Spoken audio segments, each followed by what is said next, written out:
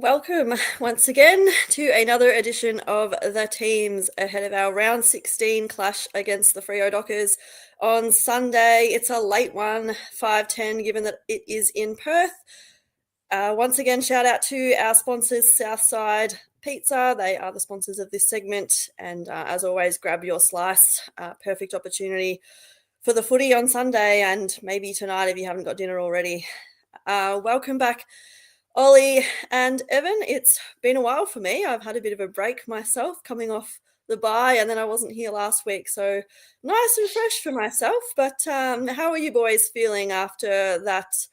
I don't know if I can call it an honourable loss because I know fans don't really like the term, no such thing. But from my point of view, top of the table, I thought we went about it the right way and the effort was there. And we can harp on about, effort doesn't win games, but I think reality of where we're at as a club at the moment, I would probably take that result, albeit I'm a little bit disappointed with the last 10 minutes. But aside from that, what was your take?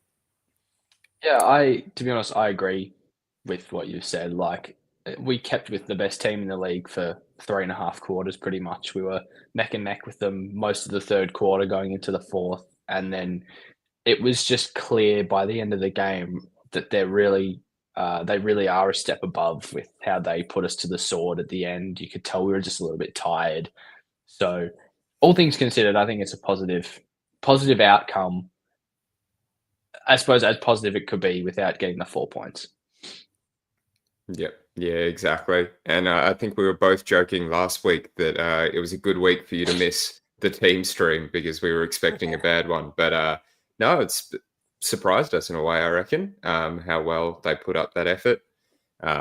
They certainly didn't make us look like a VFL team, and they've made some pretty good squads look pretty inferior. So makes the last couple of rounds of the season a bit more exciting. We've seen most of our youth come through there, and hopefully we stick with it. Yeah, absolutely. I think it does bring that excitement back when you are at least competitive. I know it's changed my mindset going into this game against Freo where, I know we beat them earlier in the year at home, but going over there is always tough. And I won't bring up the last time we played over there, but I'm feeling a little bit more confident after that result because I thought, we were really, really strong at the contest and much improved, which we needed to be. Before I get stuck into the actual lineups, I've just brought up the ins and outs. We'll just touch on them quickly because obviously they are extended. I guess the main point there is that Webster's been managed, which probably not a huge surprise from me, but I guess there's no real like for like in the inclusions there, which we might touch on quickly. And then I guess looking at those other ins, and then I'll scroll down so you can actually see the rest of the lineup there because I've noted that Henry is listed in the lineup. So first off, what is your take on Jimmy Webster being out, number one, and who you'd like to see, or perhaps someone else you would have liked to have seen that's not listed there? What's your take? Yeah, I think I can't say anything too bad about it. Obviously, the extended bench is a bit of a pain for us every time we got the Sunday match. But as self-announced Jimmy Webster disliker, or at least this year, just think he's not part of future plans. I'm okay to see that even without the 1-for-1. I'm sure we'll get into it down the track, but I've been thinking about that specific situation. I would theorise that we might have Keeler and Caminiti both down back this week because of their really tall forward line and Luke Jackson. So there's some interesting moves in that list, even with only the one out. That's a good thought. Like, I think if you look at the ends, they've got Sean Darcy in. Whether he plays or not is a different question. But we've combated that with Harry Boyd as a second ruck potentially if he makes the final team. And yeah, we were talking about it before we came on. We've got a very tall forward line, and losing Webster, that's a little bit. He's like a medium defender, so it's a little bit of height that we lose in defence. And Harry Boyd coming in could potentially provide another option up forward, rotating with Marshall. Maybe Harry Boyd goes number 1 ruck and Marshall goes number 2 for this game. I'm not sure. I think Garcia's been rewarded, which is really good to see. Similar to Darcy Wilson, maybe we thought he could have come in a week earlier. And I think that's similar with Hugh Boxall. Like, he was really good again at Sandy. They only went down because of a goal after the siren. But he was really good again. So it could be another week, and then he comes in for an older guy, like has happened again with Jimmy Webster going out this week. So that's positive. That's positive. And Liam Henry might surprise some people, but I think at some stage he kicked 2 on the weekend at Sandy. I think at some point you just have to get him into the team and give him a run because, you know, the game style of St Kilda might suit him better rather than at Sandy. Yeah, I find it interesting with Henry. For mine, I just think he's one of those players that will find it pretty hard to perform in a VFL side, particularly one like Sandy, who's not travelling all that well. To me, he's a little bit similar to Brad Hill in that regard, where he's sort of your icing on the cake type player. And I think that maybe for Brad Hill, maybe that's a get out of jail free card for him. Maybe it's a bit of an excuse, but I just feel like he's, you know, finishing, and at times there's just been no cake to put icing on with this team this year and the inconsistencies and whatnot. So I myself am actually happy that Henry's getting a go. I actually wouldn't mind him being the sub just to ease him in, maybe get Trav playing a full game. I kind of would like to get your take on Travalia, just because he seems to be playing the sub quite a lot, and even last week he came on really late, couldn't really make an impact. I think he scored in the negative for points. So, but real tough gig to come on in that situation, especially bad luck for him with the Collingwood Footy Club getting a bit of a run on. Didn't really do him any favours. So what do you think? Do you think that he is on the fringe and maybe he needs to go back to the VFL and get form, or you think we might as well play him and get game time into him, given, you know, we're not going to make finals and all that. So, yeah, what would you like to see us do with Trav from here on? I think it's almost opposite of what Ross has done and the coaching staff have done in the last couple of years with Wilson and Philippou. But at the same time, I don't mind it because we saw both of those guys kind of have dips in their second year. So hopefully it's a strategy it'll help Toby sort of really hit his straps coming into next preseason and starting next year and help him become a regular. Yeah, just getting used to the AFL speed without some of the more intensive pressures. And we've probably got him there rather than Boxall because he can play around the ground a little bit. So he is getting to slot in that sub role. I would like to see him in the midfield a bit more, but mainly because I don't love how our midfield as it's standing is going. So hopefully towards the end of the year, we just go full Garcia, Travaglia, Boxall, and see how the rotation works. We haven't touched on Jack Carroll a huge amount in that in list, but I think that's mainly because I'm getting so used to seeing in Jack Carroll and then not actually be listed for the game. So he might just be stuck in that interim spot at the moment where he sort of pops in and out of the list but doesn't necessarily play. Yeah, I liked what I saw from Carroll. You know, he didn't get a heap of possessions, but I certainly liked what he did with it when he had the ball. And to me, sort of didn't look like a first-year player, whereas I think Trav has looked like a first-year player, and that's nothing against him. That's what he is. But I've been quite impressed with Carroll, mainly his composure, I suppose, when he has had footy in hand, even though it might not be as often as you'd like, but he is also a first-year player, sorry. So, yeah, it's going to be interesting. And then I think that sort of leads us into talking about the midfield. And obviously the talk of the week has been Windy Dacos. We could probably spend even longer on it. Evan, I know you've spoken about it quite a bit already with Jake and Ari earlier this week. I think if I was going to add my 2 cents, it would just be that I was really proud of Windy and the way he went about it. He held his head high, held his own. Dacos got the better of him, and that's nothing against Windy. I think that just goes to say a lot about Dacos, if I'm honest, to break a tag like that. Kudos to him. But mountain out of a molehill with that tummy tap, what a disgrace. But I think it is what it is. We can't change it now. We tried our best, and I did joke that maybe we should get a bit of a GoFundMe happening for that, because what a ridiculous outcome. And I think not only Saints supporters but everyone in the AFL world is agreeing with that. And I think Ross Lyon probably said it as well with the 2 sets of rules. But I guess, I just wanted to reiterate that I think well done, Windy. And if you wanted to add any more on that, and as well, if you think that we should continue with the tagging and maybe he takes a Brayshaw or a Sarong, did you want to sort of add any more on the whole Windy Dacos thing? And then secondly, do we continue and persist with him tagging again this week? Yeah, I like him in the tagging role against a number of teams, like the Dockers at the moment with their really strong midfield stars. I am starting to get worried that we're not necessarily punishing off the turnovers it forces.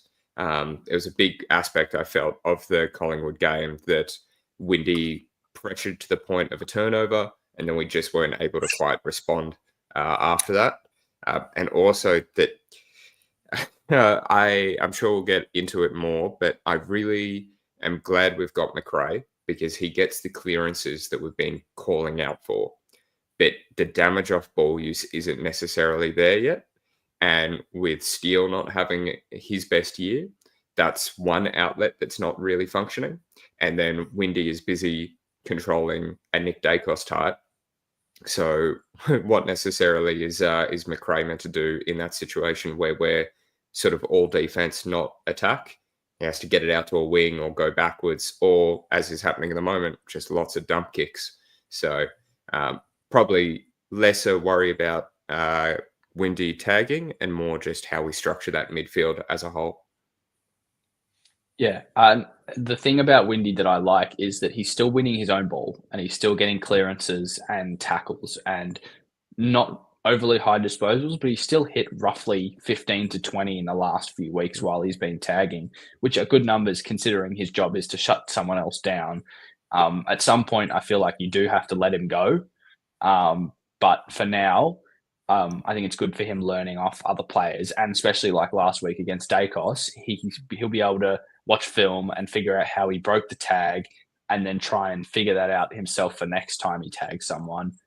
And then on top of that, be able to use that craft that he's learning through other players, and then, being able to put that into games. Then for himself, when he finally gets let go, he can use that to really become an integral part of our midfield, hopefully.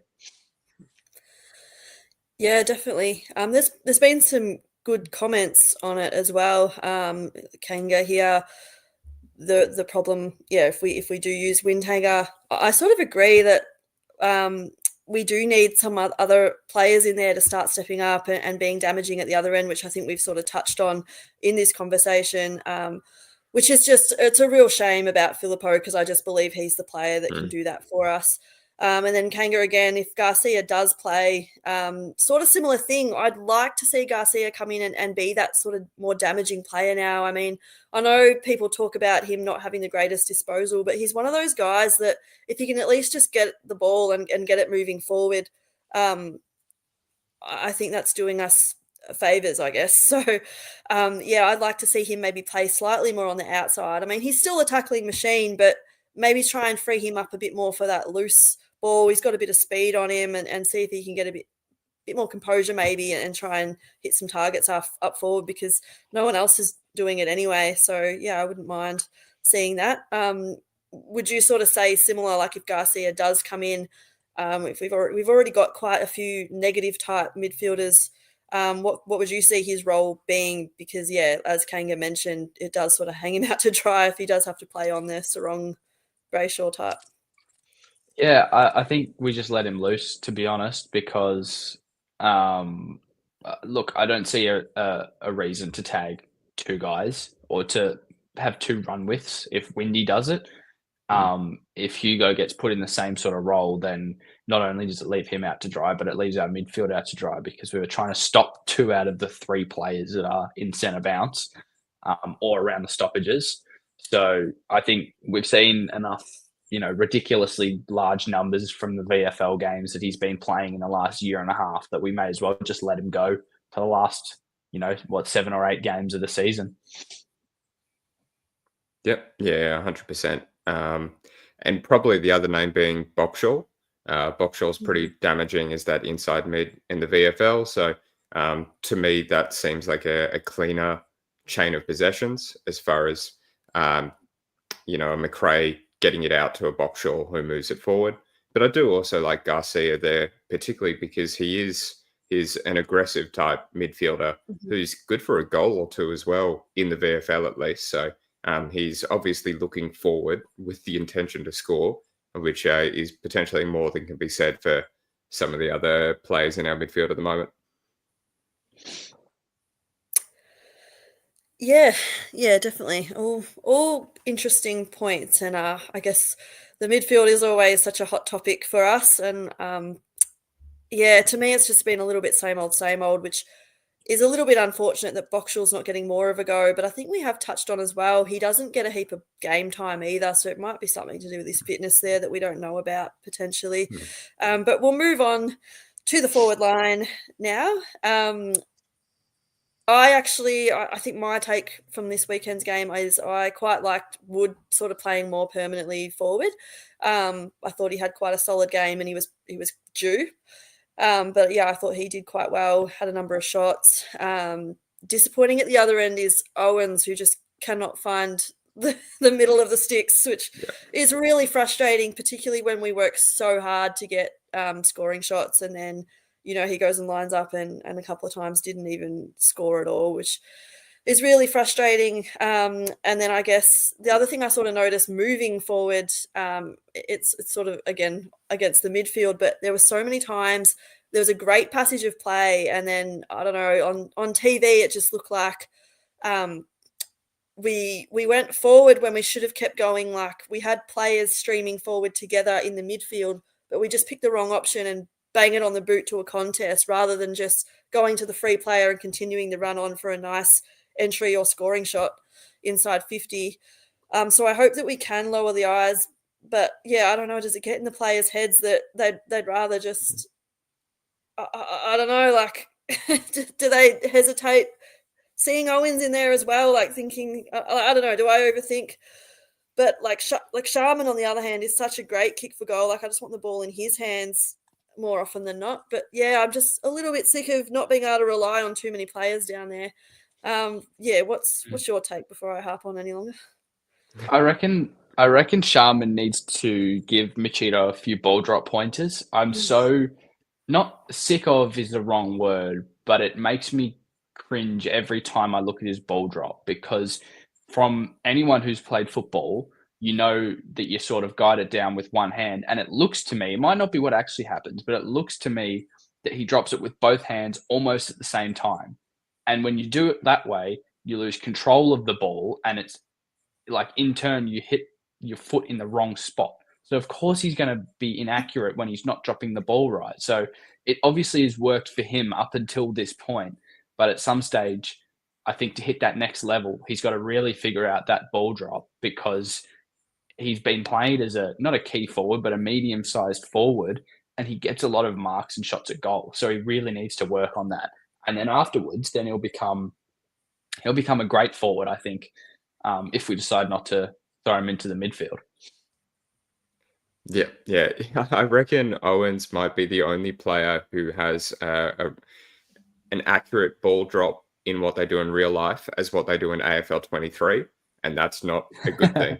Like that's bad technique. But hopefully they give him, as you say, like give him that confidence. I would have hoped it already happened, but in the next preseason to be like, you are a forward. This is 6 weeks of of just forward training, just actual goal kicking training. They're like, I know they have to limit it to a certain amount, but all the effort is there. The marking ability is there. I don't know if it's just in his head, but he can't kick straight.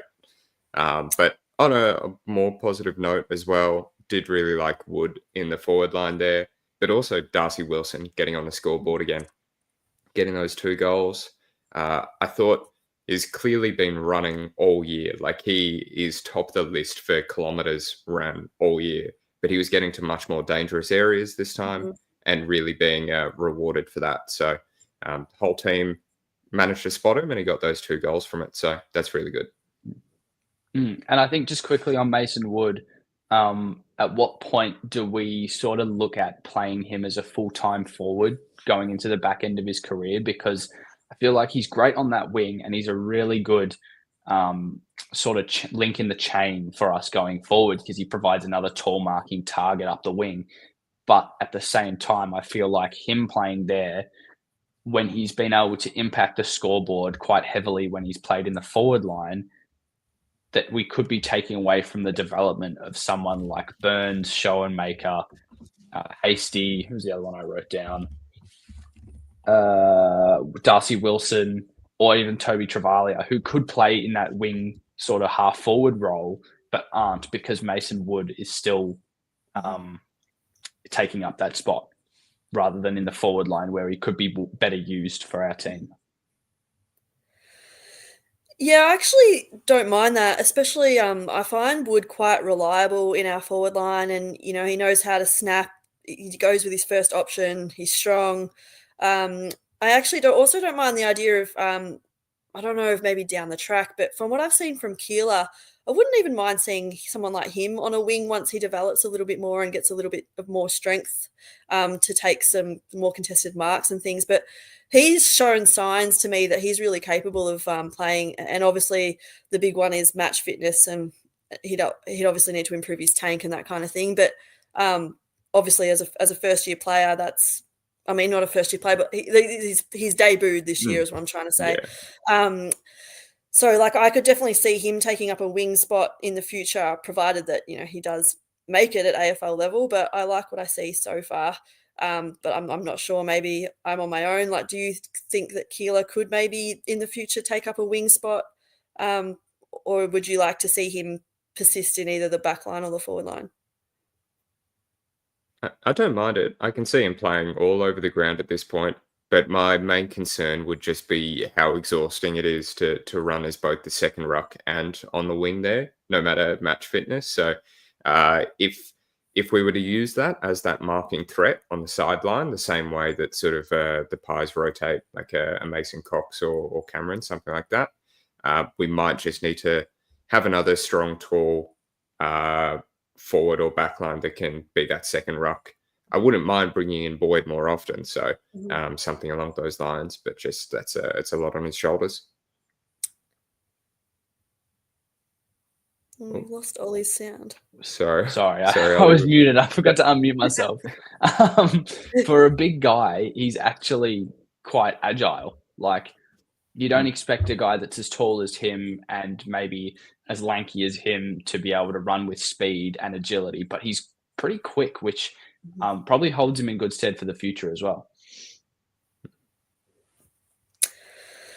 Yeah, it's going to be interesting, I think, to see. Like, I mean, I'm not convinced Keeler will make it because it's really hard. And you know, he's been in the side for a few years now, but I think he is improving every week, and it's really good sign. So hopefully he can keep it up. And then just quickly before we move to the back line, because there's a few comments relating to backmen, I did just quickly want to touch on Max Hall, because I find that he might not get a heap of the ball, but every time he does, something good happens. And I'm really, really liking what he's brought to the team this year. He's really clean. He's a really good decision maker. He hits targets. I'd really like a stat to see like his score involvements from the number of possessions he gets, because I reckon it'd be quite high. I just wanted to do a little bit of a shout out to him because I think he's been really consistent this year and really impressive for a first year player. Well, again, getting his first go at it this year anyway. What do you sort of think? Do you think he needs to get more of the ball, or are you pretty happy with where he's at the moment? I think he's probably a low possession, high impact kind of guy. Just trying to find the stats. You're talking about score involvements. He had 7 from 12 disposals, I think, on the weekend, which is really good. So he's a sort of not high half forward, but he kind of gets in and under, gets contested possessions that we need to get inside 50. So I think that's where the score involvements come from. But that's really good. That's the sort of guy that every team needs, like a low possession, high impact, kick a goal, he'll have a couple of tackles and he'll have a few score involvements. And that's all he needs to do, really. Yeah, second that. I wouldn't mind him seeing a couple more centre bounces, but I just looked up his season averages, and it's over a third of his possessions end up being a score involvement for the season as a whole. So really damaging. I think if we were to do a Saints awards at the end of the year, he's most improved by a land mile, I'd say. I really rate him in the squad, and I'm glad he's kept his spot throughout. Because you never know when you're that mid-season recruit if you're going to get that many games, and he's stood up for it. Yeah, definitely. It will be interesting actually come season's end. I always like those awards nights to see who wins what. So yeah, that's probably a good shout out there for Hall. We'll watch this space, I guess. I did just want to touch on Woody's comment here as we move on to the back line because he's mentioned Ari, who's sort of been missing in action a little bit after I think we were all pretty excited about him in the preseason and got a couple of games early and then haven't really seen him since. But I have high hopes for Ari, and I agree. I don't really think he is a backman. I know it's early days, but just from what I can see, I'd love to see him on a wing with that kick, kind of Dustin Fletcher-esque with that long kick of the footy. Yeah, I reckon he could snag a few from the wing potentially as well. So I know we haven't seen much of Ari, and he's obviously not on our bench, but what sort of position do you think is best suited for him? Well, I think every week we've been looking at it and going, is this going to be Ari's week to come in? And just sort of going, he's still not quite got those defensive one-on-one chops to really replace any of the names we've got in there at the moment. And if that doesn't come along, we do want to find a space for him. So chuck him on the wing, have Taru down back instead. Probably depends what we want to do with the whole list, because we've got maybe half a dozen of those backline players that we'd love to have in the midfield or on the wing as well. Testing out Sinclair and Naz through the midfield, saying Taru could be a forward as well. So I reckon his Shoei is probably one that is better suited on the wing because of that defense lacking. But we've got to see how the whole squad lines up. And like to what we were talking about earlier, at what point do you just bring in the young guys for the old guys at this point of the season? Like where there's now a gap between, I think it's 3 games potentially between us and 8th place or 9th. I think Gold Coast are 9th on 32 points and we got 20. So there's now a decent gap. So at what point do you not throw in the towel, but really focus on next year and play these guys in their preferred positions? Maybe not push out some of the older guys, because if they're in good form, then you need to reward that. But at the same time, give them a rest and give a sort of a different lineup a try in the structure. So make it look different on field rather than the same sort of stuff we've been seeing for the last couple of years. Yeah, but particularly, as you say, if Wood becomes more permanent forward with King out for the year, and if Burns is on the sidelines for the next little while, there starts to be spaces line up there on those wing positions. So there's an in there. And just quickly as well, I forgot to mention before, same as Mason Wood, same as I mentioned, at what point is he taking the spot of another guy? I feel like playing Brad Hill out of position like we have been is also wrong. Like I've always been a Brad Hill fan. I still am, but he's been playing in the forward line, which is not his spot. So bring in someone else who will play that role better than he will, or put him back to his old position of, half back. if we can push someone up the ground, that would be great. But at the same time, just bring in another young guy. Yeah, it's an interesting sort of take, and I'm a little bit on the fence as well with, play the kids and potentially look at more decent sized losses, but maybe you fast track the kids for the future. And sort of looking at the list on paper, you could say in the back line you've got Wilkie and Sinclair as your senior players. In the middle, you've got Steele, McRae, and then forward, you've sort of got your Higgins and Wood, and they're your senior players that lead the way and show you how it's done. But there may be your staple players that stay in the team, and then you can rotate a few others out. And whether that is giving Brad Hill, saying he's managed as well for a week or two, I wouldn't mind.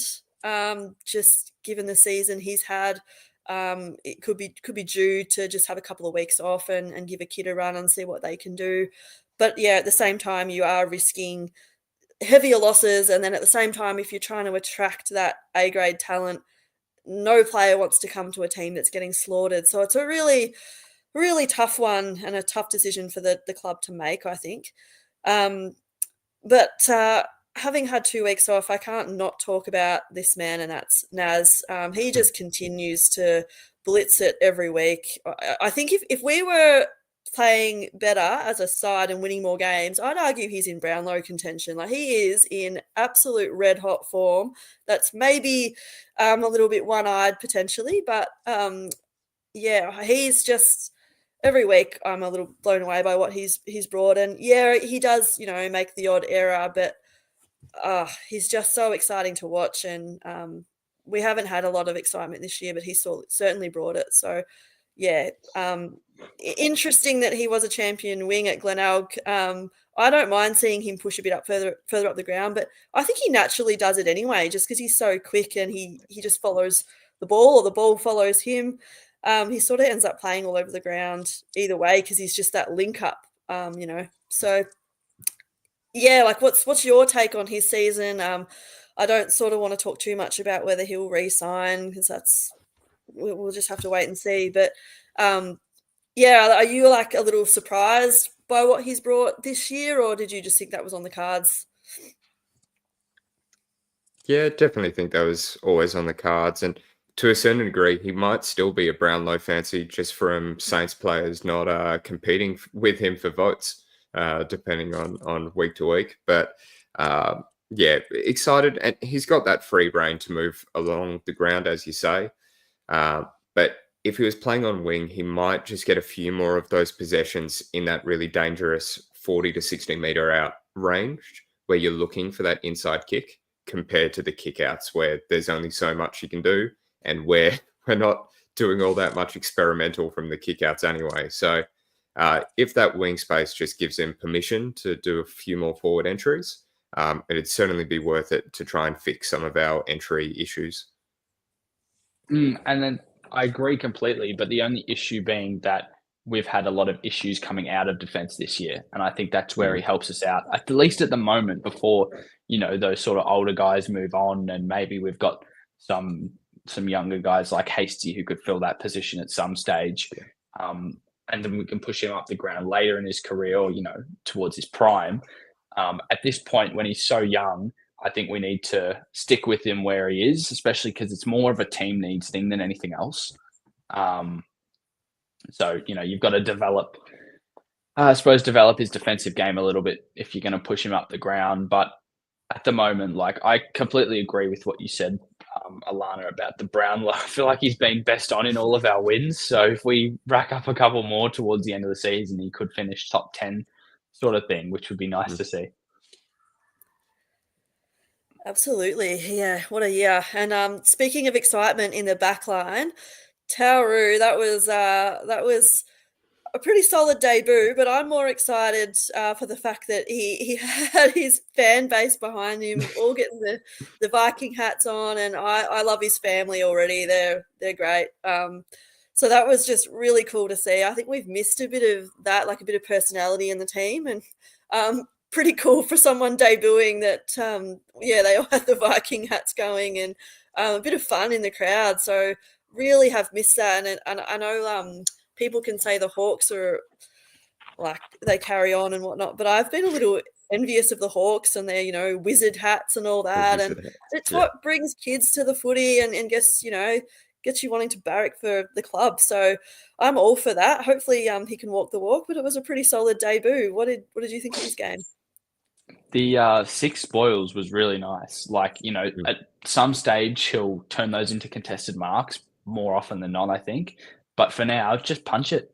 Just, brings the crowd up a little bit. If there was one, can't remember what quarter it was, but I feel like he punched it 5 or 6 rows back into the crowd. And that kind of gets the crowd up a little bit to see this guy fly and just fist it out of bounds. So, he made a couple of errors, but it was his first game. So you don't really knock him too much for that. I think we'll see him be a mainstay for the rest of the year and become a bit of a cult hero, I reckon. Yeah, it definitely looked like he had the pace and the confidence for AFL level. And his spoils, they weren't silly spoils. It wasn't one of these ones where they spoil the ball 30 meters and then land and look around and there's no one near them and they really could have taken the mark. So no, he was solid there. The whole back line was solid despite the end score. We didn't lose a contested 1-on-1 for the game, but obviously this is going to be a bit more of a battle going up against Freo because they are much more focused on those high leaping forwards compared to the really fast paced Collingwood forward line. So interested to see how we line up. As I said, I reckon if I was to put my Oracle hat on, we might have Caminiti and Keeler both down back just to compete with some of that height. But otherwise, we'll see how it goes because with Webster out and no one necessarily in, it does look like a bit of a depleted backline. But we'll see how it goes. I would have liked to see a Hasty or O'Connell, at least in the emergencies, maybe instead of Carroll or Burns. But we'll see how that goes. Yeah, absolutely. I just thought I'd give a couple little quick shout outs from the comments there just in support of Tauru. And I agree. I think he definitely is going to be a bit of a cult figure. And I've heard some of the old folk even say he's a bit like Trevor Barker. So that's a pretty big compliment to have. So, hopefully he can walk the walk there. I think talking about the backline is a good little segue into bringing in the Oppo View discussions because they're looking like a very tall side, a lot taller than what we faced against the Pies. So interested to see, perhaps before we get stuck into a question, Ollie, if we could just discuss the opposition and I guess the key points, areas of concern, any key matchups you're looking forward to. I think like last week isn't necessarily a good sign of the midfield playing better because we kind of broke even with Collingwood in the clearance game, which is really good to see comparatively to the last few weeks. But in saying that, Collingwood are the worst across the ground for contested ball. So in saying that, I think the midfield really need to buckle down this week against a strong Freo midfield who have got, Brayshaw, Sarong. I think Fife's playing still. I don't think he's out this week. Erasmus and Johnson are 2 young guys who are really good. O'Driscoll runs through there. He's really strong midfielder. And to be honest, Luke Jackson's basically a midfielder. So they need to stay really strong and dig in to try and take away that, Sarong Brayshaw link up especially. And sort of at least if we can try and break relatively even in the midfield. Yeah. I think obviously we came up against them earlier in the year and we were able to really shut down Brayshaw and Sarong from having the kind of effort that they normally do in that midfield. But that doesn't mean we'll necessarily do it again. But it certainly gives us a recipe for success there. I think the key name you said there was Jackson. I mentioned him briefly on the podcast there, but he had one of the best ruck midfield forward, just the whole thing games you can pretty much see last week. So he's coming off great form. And obviously Marshall's pretty sore at the moment, whether that's through full-on injury or just, a rough season. So that's going to be a really tough matchup, particularly with Darcy being on that extended list there. It was already tough before we saw that. So I hope Marshall's up for it. Hope Keeler can give him a bit of a rest in there. I still would really like to see Keeler attend a few more bounces so that Marshall doesn't have to be playing 89% game time. But that's going to be really where it takes impact, because without repeating myself from last time too much, from what I've heard, Freo are the slowest team moving the ball forward from halfback, but they're one of the quickest if they get their handball game going through clearance. So we really want to shut them down from getting that initial clearance in order for us to be able to take intercepts when they're going real slow down the line. So shutting down Jackson, Brayshaw, and Sarong is 80% of the game there.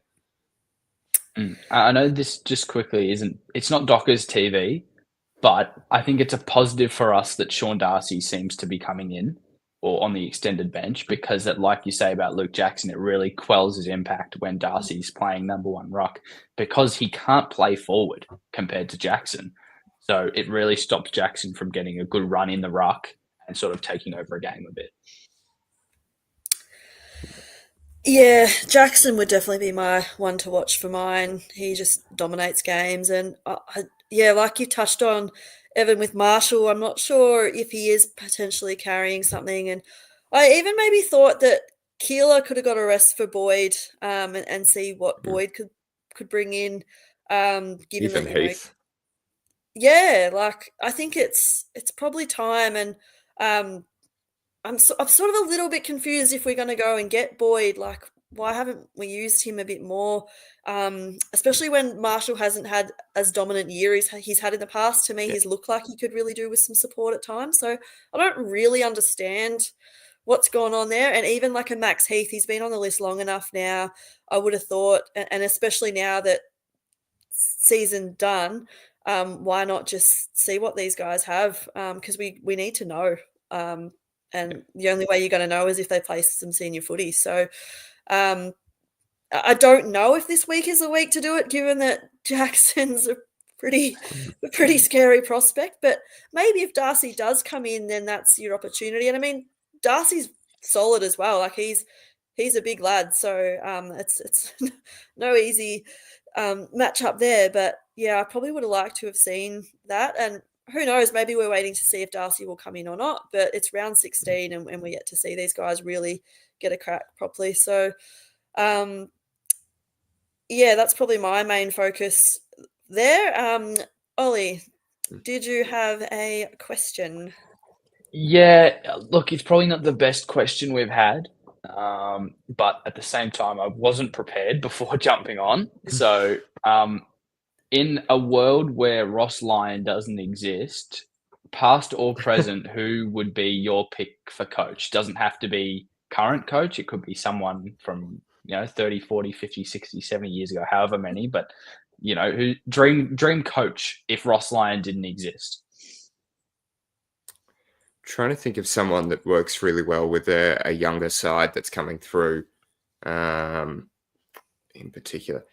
But actually, I'm going to throw out a curveball here because I've been seeing it in the news a little bit. I like the sound of Corey Enright as coach.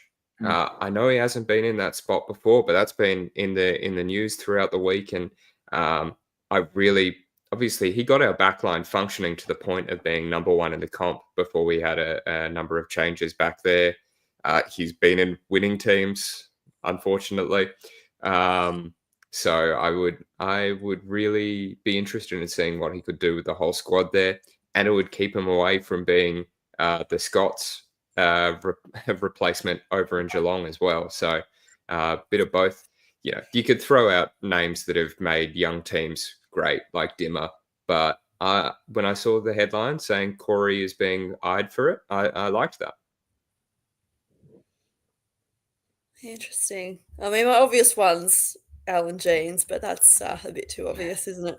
I actually really liked. I don't believe I would say this, but I sort of had my ups and downs with Grant Thomas. But in terms of a young list, I think what he did for our club when we were young and up and coming was pretty remarkable. And he might not have had the defensive game down pat, but I think that the young kids really respected him, and I think that he got a lot out of them. And I don't know, maybe anyone could have coached that team. I'm not sure, but I wouldn't mind seeing Grant Thomas get another little stint. Yeah, I don't know. I reckon we need a bit of. I'm hoping I get this right. Hoping bit of John Kennedy. Don't think do. I think they potentially need a little bit more fire in their belly before a game or coming out of quarter time. Obviously, Ross, does a little bit of that, but in a world without Ross, I think a good rev up speech would really get a young team going. So, look, I kind of was in the back of my mind with the Corey Enright stuff this week. And I can't say I had too much of an idea who I'd pick, but I think you guys have provided some good options, to be honest. But I think a bit of that excitement and energy consistently throughout the game is important as well. We talked a bit about it on the pod this week, but that where we've given up the most goals within a minute of us scoring a goal. So 24 times this year, we've kicked a goal and they've immediately returned within the next minute, which, when we're looking at games where we're only 2-3 goals behind, that's the difference there, is that we just can't claw back that lead. So a little bit of that, just keeping the energy moving through the midfield so they don't come back straight away. Might be good to have some fire in the team there. Yep. Absolutely. I think that was going to be one of my keys to winning. So nice and timely there, Evan. But yeah, being able to hold on to momentum, really struggled with it. And it's such a key aspect, I guess, especially this season. I found like the team that can hold the momentum the longest and swing momentum.